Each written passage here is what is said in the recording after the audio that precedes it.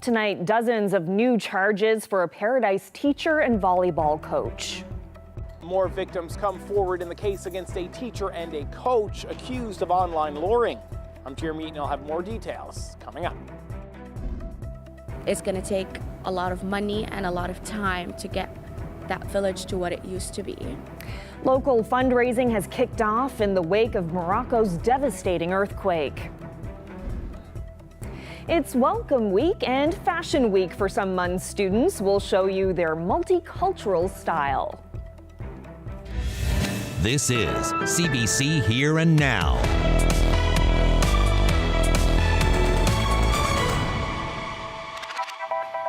Good evening and welcome to Here and Now. A teacher and volleyball coach accused of luring victims through social media faces nearly 50 new charges.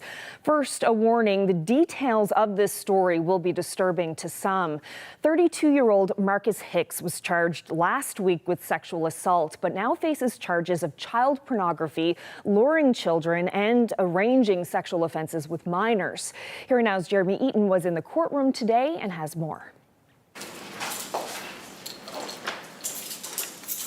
Dressed in a blue tracksuit, sporting a bandage on one side of his neck and what appears to be a fresh scar on the other, Marcus Hicks sat silently in the prisoner's box in courtroom number 7, his feet in shackles, speaking only when declining the judge's offer to read all 49 new charges against him out loud. Since Hicks first appeared in court last week, 5 new complainants have come forward. Police say 3 of them are minors. Hicks was a substitute teacher and volleyball coach, and 3 of the new charges are for breach of trust, as recently as this spring and last year. The 32-year-old faces a long list of serious sexual charges, 49 charges in all. Among them, 12 counts of luring a child, 8 counts of arranging a sexual offense with a youth, 3 counts of sexual assaults, 2 counts of accessing child pornography. Adding in last week's charge for sexual assault, it brings the total charges Hicks is facing to 50, and his number of victims is now 6. The RNC told the public last week that Hicks used fake identities on social media sites to arrange sexual acts. Police say Isabella Ricci, or Bella Ricci 4, and Corinne Smith, or Smitty Core 15, were 2 of the accounts used to arrange the meetings.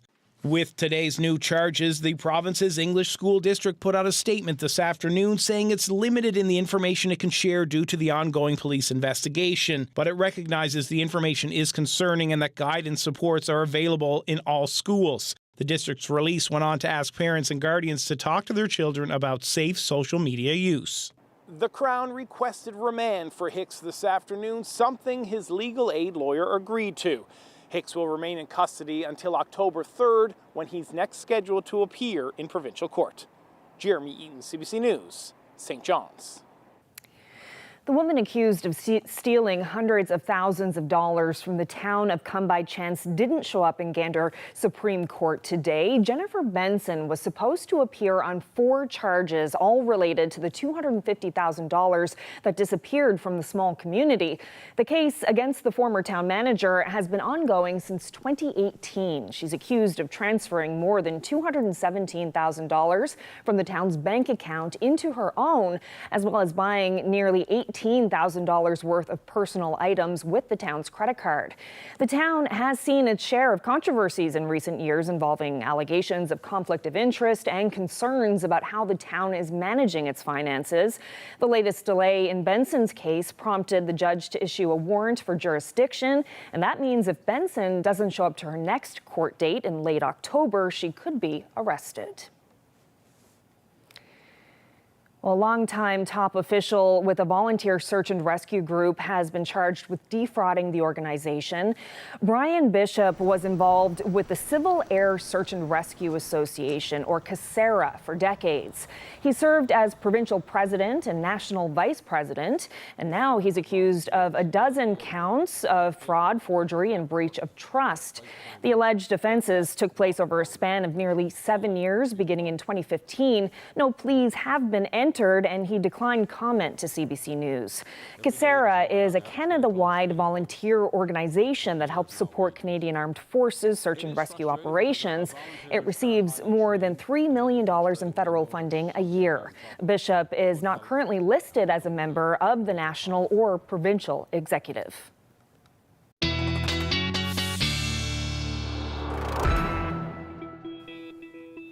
Well, temperatures today not very different from what we saw yesterday, pretty much across the province. In fact, a little cooler up across parts of Labrador. Cartwright down about 4 degrees, 6 degrees on the plus side for Nain. And then we've got between 1 to 2 degrees either up or down across the island. So we're not really going to see too much in the way of change over the next couple of days. This is where you sat today for most of the afternoon. A little bit below where we should be sitting this time of year across the island, and a little bit above, in fact, up across Labrador. 16 degrees is where he topped out at Happy Valley Goose Bay this afternoon. And if we take a look at the setup right now, we've got lots of showers in and across the Great Lakes at the moment, and we do have some showers working their way across the island again today. Generally going to see this pattern continue as a ridge of high pressure sits offshore, brings this onshore flow for the next couple of days. We are going to see a change in the temperatures as we head towards the weekend. I'll tell you a little bit more about that when I come back. Thanks, Ashley. There are local fundraising efforts happening in Newfoundland and Labrador and across the country to help people recover from the devastation in Morocco. The earthquake is the deadliest one to hit the country in more than 60 years. The death toll so far has reached 2,800 people. The 6.8 magnitude quake hit Morocco's Atlas Mountains late Friday night. Officials in Morocco have been searching for victims and survivors since then. Here in Newfoundland and Labrador, Moroccans watching the international aid effort are hoping for the best. Sahaba Ait Mohammed is from a small village near Marrakesh. A lot of people have died. Most people have lost everything. They've lost their homes, schools, like stores, everything. Everything has been destroyed. So for now, people are trying to get the essentials to them. So food, supplies, get the people who are injured to hospitals. There has been villages where the majority of their population, unfortunately, was killed. The International Red Cross has launched a global appeal for donations. The group is looking to raise $150 million. Meanwhile, Mohammed and her cousin have started fundraising locally to help people back in their home village. They have survived, and they will be okay when they, get their supplies. Their survival needs will be good, but what are we going to do after? It's going to take a lot of money and a lot of time to get that village to what it used to be. The kids need to go to school. People need to live in their homes again. They can't just be outside forever, and that's going to be very expensive. It's going to be very taxing for them. Well, the province is looking for not-for-profit organizations to run the next phase of its pre-kindergarten pilot programs. Government issued a request for proposals today to open pre-kindergarten locations around the province. It hopes to have 3,000 regulated childcare spaces by March 31st, 2026.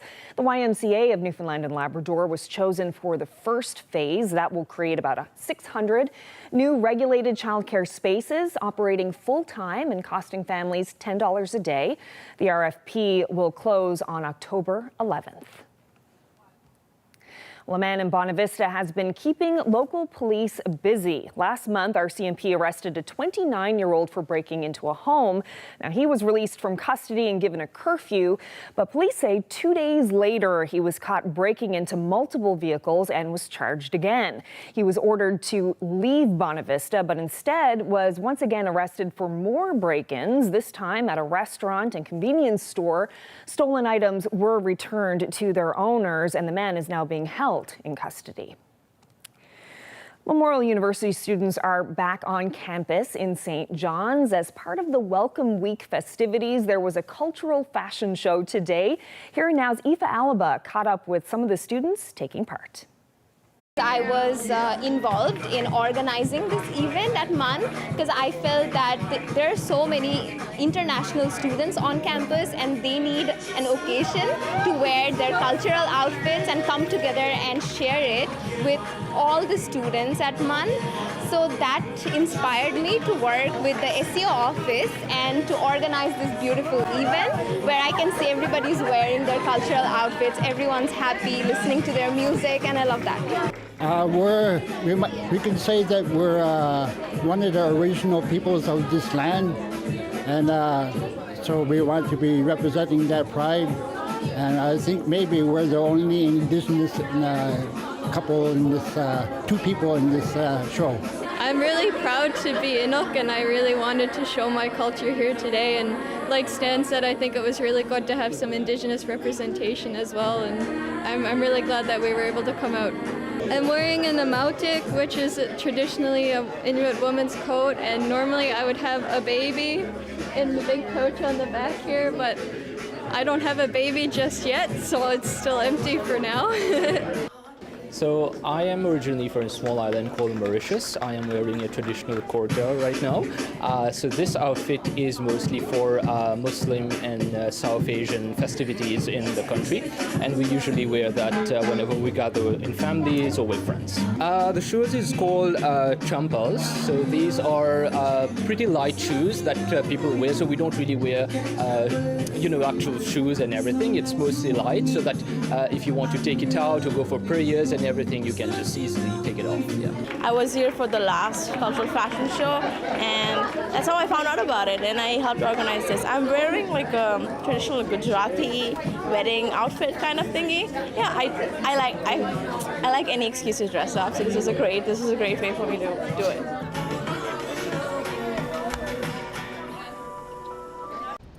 An unusually large pod of killer whales was spotted in the waters off our province. Coming up, we'll speak with whale expert Jack Lawson about why that sighting is so exciting. Well, what you see is what you get for the weather over the next couple of days, but then we start talking about potential indirect impacts from Lee. I'll get into the details coming up.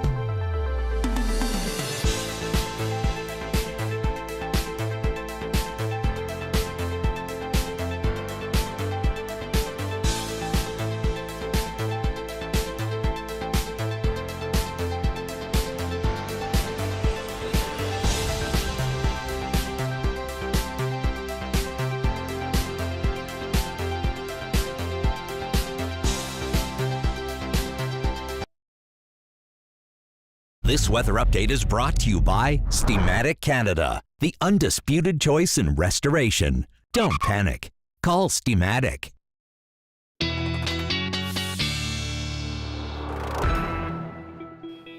Time for a look at the weather in Ashley. It was a bit of a wet start to the day and a bit of a gray day, and temperatures lower than we've seen lately. Yes, definitely have been really wet on the Burin Peninsula. In fact, over 50 millimeters of rain falling in some cases, much less though as you head towards the Avalon this afternoon. But yes, enough to certainly wet the pavement out there today. Temperatures, like you said, much cooler as well. And this is pretty much where we're going to stay for the next couple of days. 15 degrees is where we topped out in St. John's today.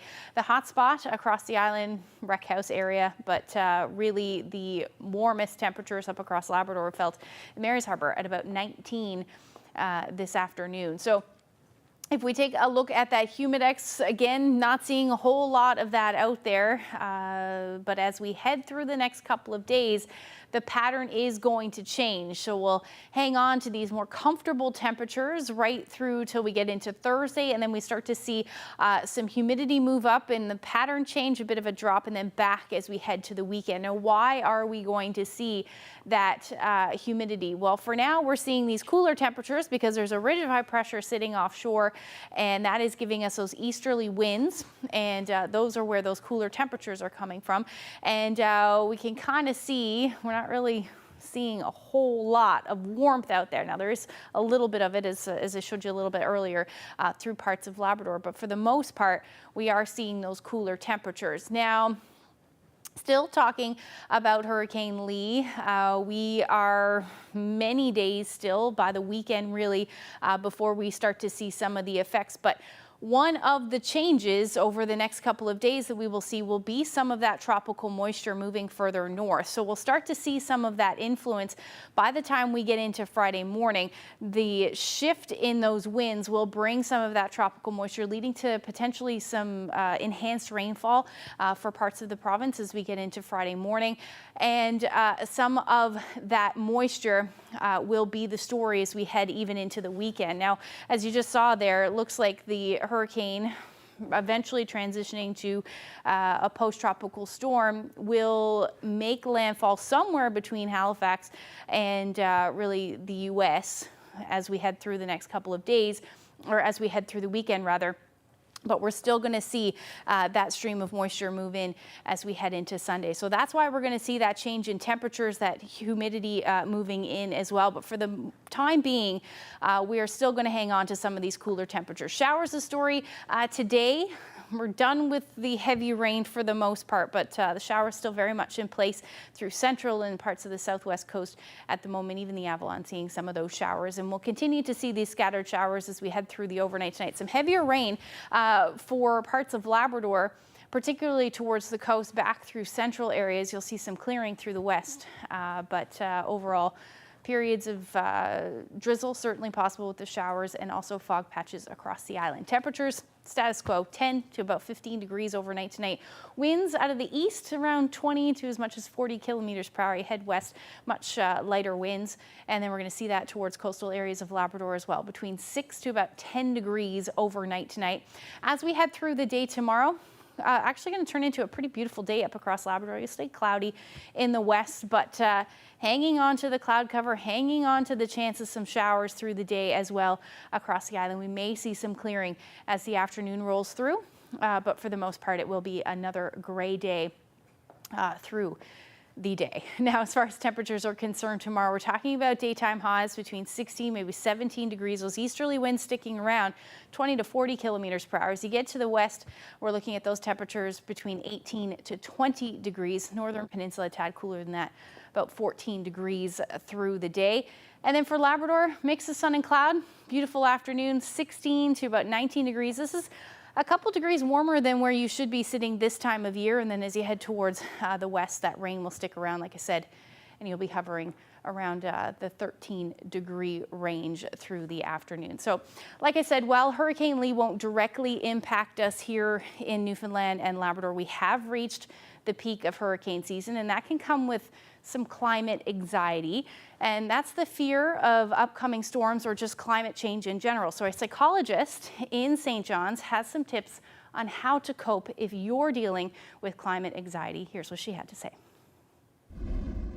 For some people, management of anxiety is all about control. So it's making decisions. It's I want to know hour by hour what's happening to the storm. And if I know it and I can monitor it, that's going to make me feel better because I'm feeling in control of awareness. For others, it's the avoidant coping. It's I'm going to set up a system with a family member or a buddy who will text me if I need to know something. And otherwise, repeatedly seeing images or repeatedly hearing warnings is really stressful. So it's kind of knowing what's going to help you best cope with uncertainty. And that's the biggest thing with these hurricanes is they're so uncertain, and we have so many of them that it's, we hear about them for ages and most of them nothing happens, but that uncertainty increases that low levels of anxiety in us. Well, many people in Port aux Basques certainly have been dealing with climate anxiety. Here and Now we'll be back there on Monday, September 25th to mark the one-year anniversary of post-tropical storm Fiona. Ashley will be there checking back in with some of those who are most affected. In the lead up to the anniversary, we'll be sharing more stories from the Southwest Coast next week on the show. Hurricane Fiona, the storm that ravaged Port aux Basques.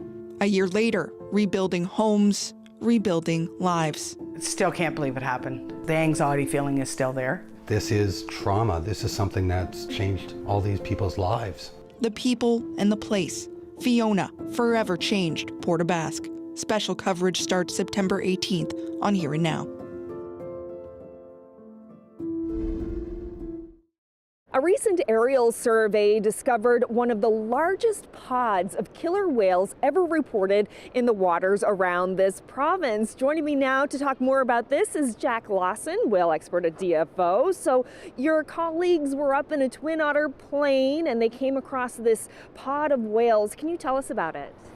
Yeah, for us it's really exciting because it's a rare event. So we've got a group this year on a twin otter. Every third year we fly around Newfoundland and Labrador, primarily looking for right whales, but also other whale species. And they happen to be out this day about 100 nautical miles east-southeast of Cape Race. And one of the observers saw this group of killer whales. Now, we've been collecting sightings records since the late 1700s when whaling period was on. And in all of that time, there's only been maybe 10 groups of that size. So most groups are 6 or less whales. That's 75% of the data. So this was an amazingly large aggregation of whales. Why is it important to find a pod of whales this size? What does it tell you? Well, one of the things we have is we've got a photo identification library we've been building of these, and in that library is a little over 100 known whales. And so when you think, well, you've got a population of 100, but then you see a group of 30, in addition, on that same day, other pods were seen around the coast, tells you, well, maybe we're missing whales still, so we should still keep up an effort counting. Were you disappointed that you weren't there to see it for yourself? Oh my gosh, yes. It's one of these things when you get to be a more senior scientist, you have to spend more time in the lab, and so I'd rather be on the plane. For sure. And unfortunately, there's no images of this pod of whales that we can show people at home. So why was there no footage captured of this? Well, we're very careful about how we fly these surveys, and so when you're an observer on the plane, you're isolated from the others. So you're just looking out the window, you're making your recordings and so on, and other observers aren't supposed to be influenced by you seeing something interesting. And in this case, they saw this, one observer saw this, the plane continued flying to the end of the line. When they got to the end of the line, they were all excited, and it was too late to go back and look. Ouch. So you are asking mariners and other people who are out on the water to get in contact with you, right? If they see some killer whales, or I guess any whales. Any whales, but in the last, I'd say 4 days, we've had almost 12 sighting events sent to me from as far back as 5 years ago. People are sending me records of killer whales, and so it's been very useful. And even this morning, I think I was mentioning to you earlier that it looks like another large group of killer whales was seen following a fishing boat closer to shore. Mm-hmm. So that's really neat. What has this summer been like for whale observation in our waters? It's been less than it has historically. I mean, usually we get sort of a cluster of whales that come up, humpbacks in this case, will come up, say, through Witless Bay. So that's all the whale tours you see out of St. John's in that area. And they kind of hang around for a few weeks and then slowly make their way north or offshore. This year, they were very quick through, and they were there seemingly a very short period of time. And those of us that were looking in boats and planes around the coast, the whales seemed more scattered than usual, so that it wasn't sort of large aggregations like we had before.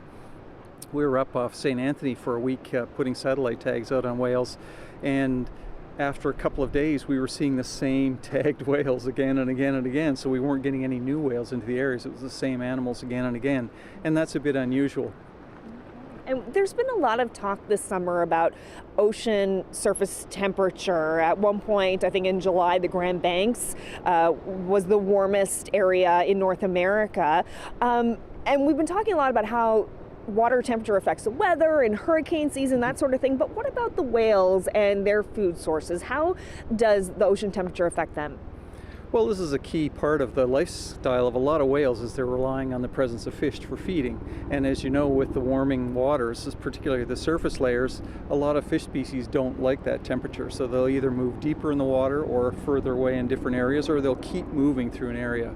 And so for whales that are targeting those fish, of course, they're following that food source. So some animals won't be able to dive deep enough to feed on those fish, so they'll go elsewhere, or they will just have to move elsewhere to a more common food supply. And I think we might be seeing that now, where we're seeing whales moving through an area quickly, less abundant, further offshore, for instance, this group of killer whales. And are you keeping an eye on ocean temperatures and its effect on the whales? We do in a number of ways, you know, the sort of traditional stuff with satellite imagery of surface temperatures, and we've got vessels out there taking measurements, but this summer was the first time in Newfoundland history that we've been able to put a satellite tag on a killer whale. And this whale is interesting in addition to the humpbacks because their tags that they have sensors on board for depth and temperature. And so this killer whale is telling us the temperature in particular that she's in. And so these waters have been, where she's been, have been 14 to 16 degrees, which is pretty warm for this time of year. What other information are you looking to collect from this tag on the killer whale? For us, for me, one of the things I look for is to correct our aerial survey data. So I need to know what proportion of time whales spend at the surface. So this measures the intervals that the animal's below the water and how deep she's going. So it'll give us a first chance to see how deep do the killer whales dive. It's so interesting. Jack Lawson, thank you so much for telling us about it. You're welcome, Carol.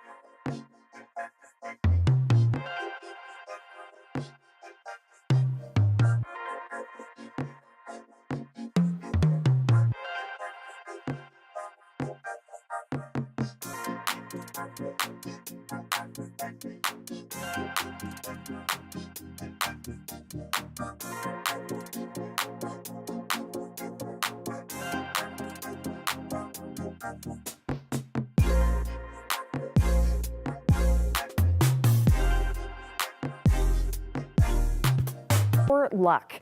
You can see the muskets yourself as part of an ongoing exhibition called Fantastic Finds. Here's the story behind the artifacts.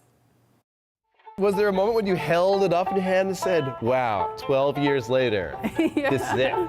Well, I don't think it's ever done. That's the thing with conservation. You just got to know when to stop. Hi, I'm Donna Teasdale, and I'm the archaeological conservator at Memorial University. So behind me is a crate of 20 1853 Enfields. So it's a high quality percussion cap, muzzle loading, rifled musket, which is a mouthful. These were an accidental discovery. The fishing trawler, the Newfoundland Lynx, discovered these in their nets at about 800 meters down. First they thought it was just pieces of wood from an old wreck, and then they haul up this box. And it's partially intact, so they were able to see what was inside. But it was heavily concreted, full of silt, so it was basically just a big brick. Donna, what was your reaction when you opened this crate and realized what was inside? I was like, oh no, what have I gotten myself into? This is going to be a complex conservation treatment, and it's going to be over a long period of time. Working at Memorial, I have a conservation lab there. Because it was a marine archaeological find, I first had to desalinate it. So that took quite a number of years just to remove the salt content from the object. Years? Yes, a few years to do that. And then it had to be soaked in a bulking agent to preserve the wood at kind of a cellular level. So that took a number of years. And then the mechanical cleaning, that's not fast. You have to do that rather delicately and slowly with small micro tools because you don't want to lose details. So basically I approached it as a teaching tool for students coming through the archaeology department. So it took 12 years. It didn't have to take 12 years, but it did because I used it as a teaching tool. So if it wasn't for students, like they did all the work. Because of the slow intricate cleaning process, we were able to identify a lot of markings, which helped us maybe determine where these were going or coming. These were probably en route back to Britain, maybe around 1866. So do we think they fell off the ship or the ship went down? How did they get at the bottom of the ocean? No idea. Right now they're on exhibit at the rooms. There's a new exhibit just installed. It's called Fantastic Finds, and it's based on the archaeology in Newfoundland and Labrador. It feels really good to finally see them on display. I think that people get more of an understanding of how long our history is and how much history we have here. And there's a lot more to explore.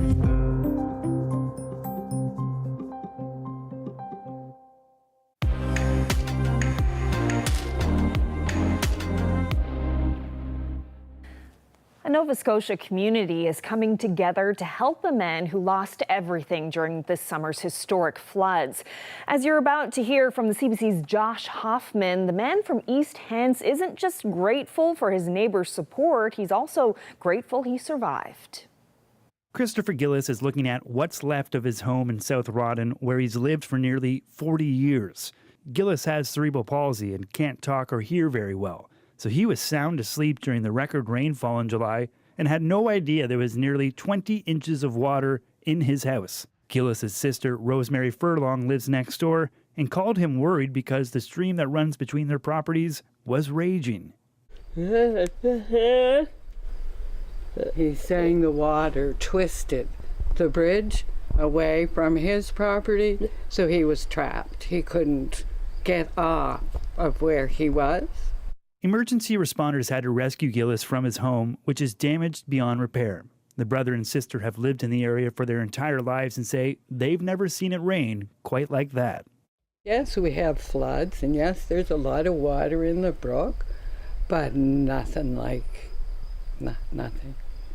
And I hope never to see it again, because it was terrifying.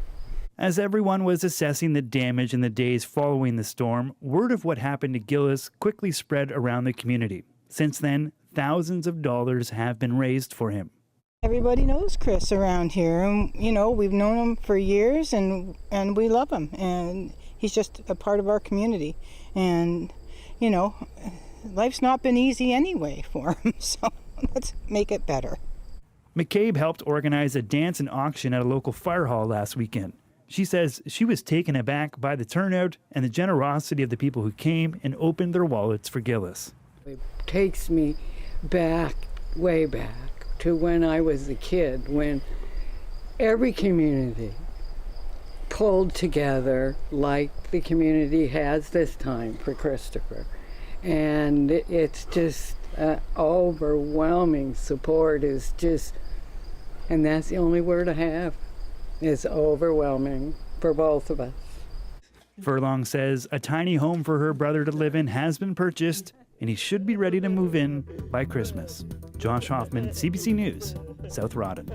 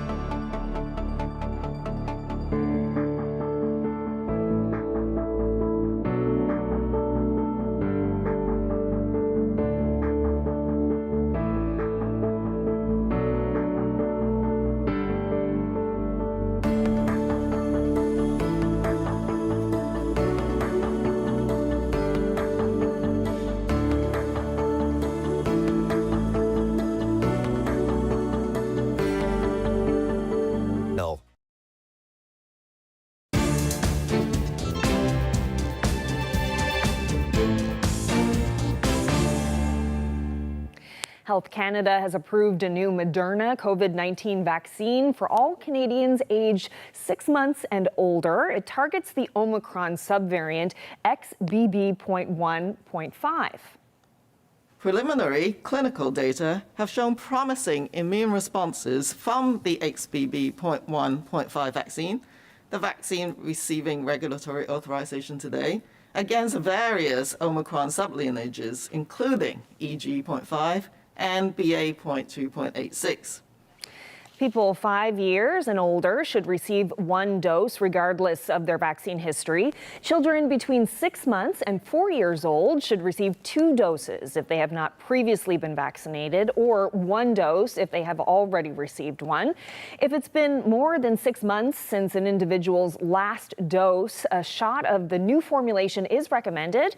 It's expected to be rolled out alongside the fall flu shot in early October. And the latest on COVID-19 vaccines means new discussions about masks and mask mandates. But as Alison Northcott explains, workplace guidelines aren't always straightforward. Sarah Ben-Sabat wears a mask in most indoor spaces to protect myself. And recently resigned from this Montreal restaurant after she says a manager told her to take her mask off. They told me that they had received complaints from customers about the mask, and that if I wanted to continue working there, I wouldn't be able to wear my mask anymore. Ben-Sabat contacted Quebec's Workplace Health and Safety Board. They told me they couldn't help me because it was up to my employer to decide if I could wear a mask or not. The board says employers have to protect their workers, but can determine the conditions under which work is carried out. The restaurant says it doesn't require its staff members not to wear masks, and that it did not demand Ben-Sabat's resignation over it. Employers can really decide what an employee will wear at work. So in many parts of Canada, the right to wear a mask at work without a medical condition isn't written in stone, says this lawyer. It's not rising to the level at this point, in the government's perspective, that masks are necessary to provide a safe and healthy workplace. So it is gray. They can certainly file an unsafe work complaint and see what the ministry will do. In the U.S., the fast food chain In-N-Out Burger recently ordered employees in several states not to wear masks unless they have a medical condition. Wearing a mask literally adds a barrier to communication, the company said. Some provinces, such as Manitoba and Saskatchewan, say employers can generally decide their own mask policies, but other provinces say workers may be protected under human rights legislation. BC's Human Rights Commissioner says the law is still evolving. I think from a human rights perspective, we have to allow people who want to mask for self-protection and again to protect those most vulnerable among them to do that. Ben-Sabat has another job now where she says she plans to keep masking. Alison Northcott, CBC News, Montreal. Well, Apple has unveiled its latest version of the iPhone. The same cable can charge Mac, iPad, iPhone, and even AirPods Pro 2nd generation, which is updated with a USB-C connector. Well, apart from better capability with Apple products, USB-C is also the standard for many other electronic devices and brands. It also offers faster data transfer speeds. The company had to make the change to meet European regulations. Apple also unveiled its new watch and earbuds at today's product launch. Well, earlier in the show, we told you about a large pod of 30 orcas that's caught the attention of researchers in this province. Whale watching is big business here. Thousands take tour boats to various bays each summer, hoping to catch a glimpse of a flip or a fin. Well, the industry was booming 22 years ago, but so was concerns for the creature themselves. We dipped into the Here and Now archives to bring you this report from our Chris O'Neill Yates.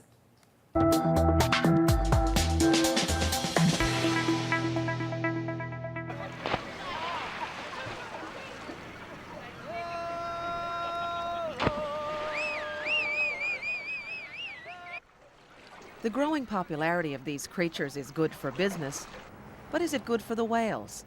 That's what this man would like to know. Because it has grown so fast, and because we don't know what impact it's having on the animals, we believe that it's time to really, as a precaution, study this and see if the activities of the tourboats who really want to be very close to the whales if they're having an impact on the whales' life in any way. Leon says prolonged disturbances could affect the whale's survival. What happens when the turbboats come too close, you can stop a whale from sleeping, you can stop a whale feeding, you can interrupt social groups, you can separate mothers and calves. All of these kinds of activities which are critical to the animal's survival.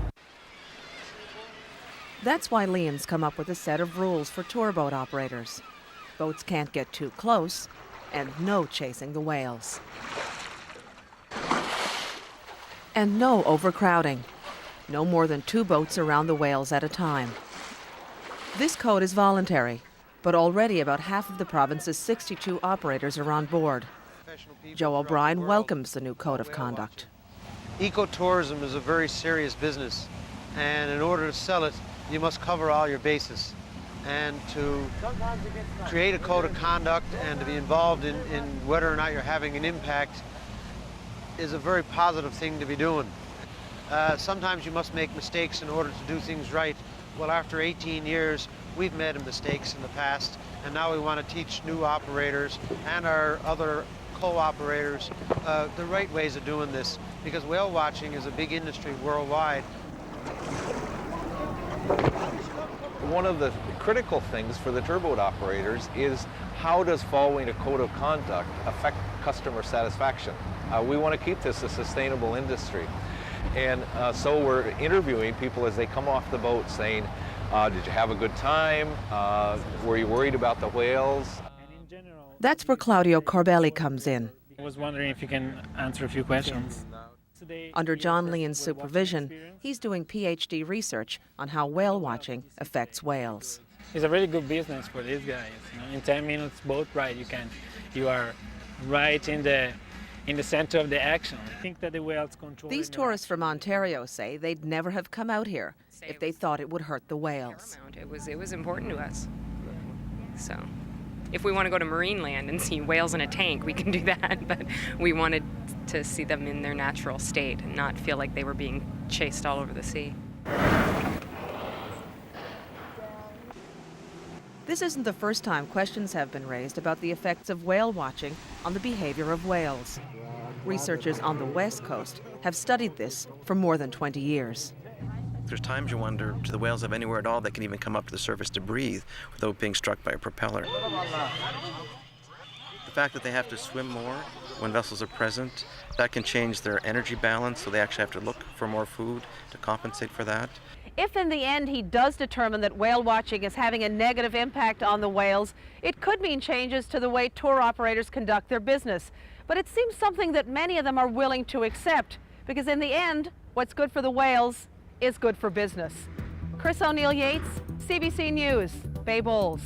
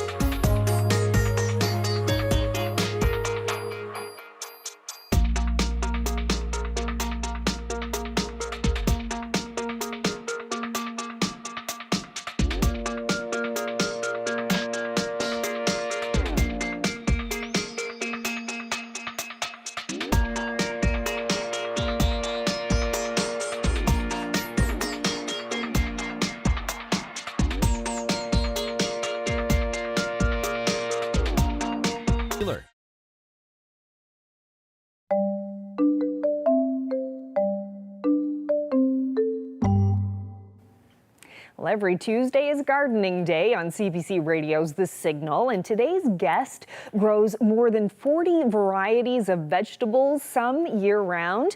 Here's some advice from homesteader Dave Goodyear on how to keep your vegetable garden growing into the fall. Mushrooms are the big one. Yeah. And they were really put there as kind of a crop to get things going, to help start breaking down some wood chips, turn it into some fertile soil for some of the other things like perennials. So now it's raspberries, black currants, gooseberries, our Egyptian onions. So for those of you out there that don't have perennial onions in your garden, perennial onions are like the savior of onions. If you have a bad onion crop and you got perennial onions, they basically almost grow year-round. So you can basically, when the snow goes, they're up and they're green. You can pick green onion. Then they send up a scape. You can pick the bulbils and use those. When that's done, they go back into vegetative production again, which is starting again now. So they're starting to send up green onions again now, and the bulbs are basically split. So the clumps kind of keep getting bigger. So once you get a kind of a patch established, you can start moving them around. And for those of you that are interested in Egyptian walking onions, we have those actually on our farm site, which is fixedfarm.ca, for sale this year. Garlic is another one people don't think of as a perennial crop. People think about planting it as an annual, you harvest it, and then you use it through the winter.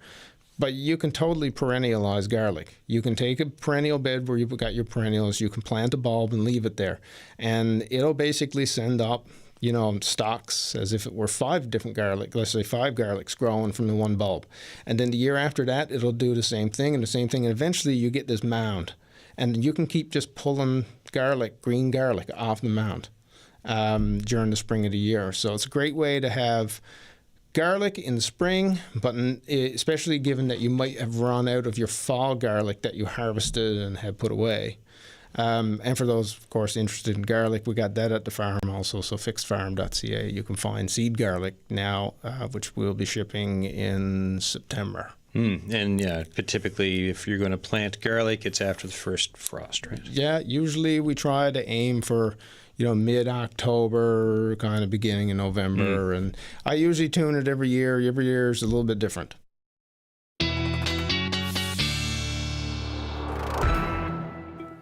Some good advice there. I've been out for a tour of Dave's homestead out in Flat Rock, and it's quite the impressive setup that he has out there with his greenhouse and his chickens and all kinds of vegetables. It's very impressive. Okay, so you're going to talk about Hurricane Lee, and it doesn't sound like we're going to get much of that so far. Yeah, so impacts for our province look more indirect than direct. It does look like with the path at this point, somewhere between Maine and Nova Scotia, we'll see some of those impacts. So let's take a look at the latest on Hurricane Lee. Still a Category 3 hurricane with sustained winds at 185 kilometers per hour, gusts 220 kilometers per hour. If you think it hasn't moved much, it's because it hasn't. It's fairly slow moving, very slow moving, I should say. Northwesterly direction at the moment, about 11 kilometers per hour. And as it tends to do, as we, make that northward turn, things are going to accelerate and eventually make that northward turn.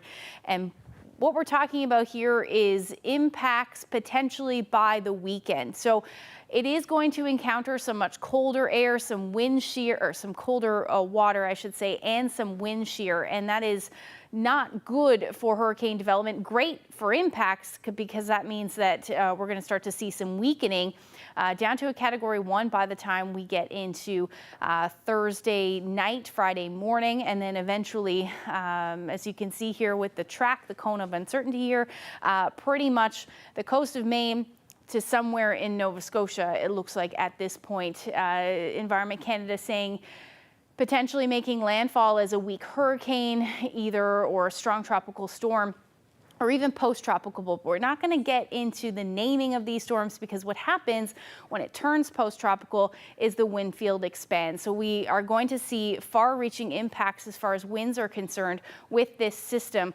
as we head through to the weekend. Now here in Newfoundland and Labrador, again, details still pretty scarce at this point, but we're talking about winds not overly impressive, but we could see some stronger winds for southwestern portions of the province as we see this track here, and then some wave action as well.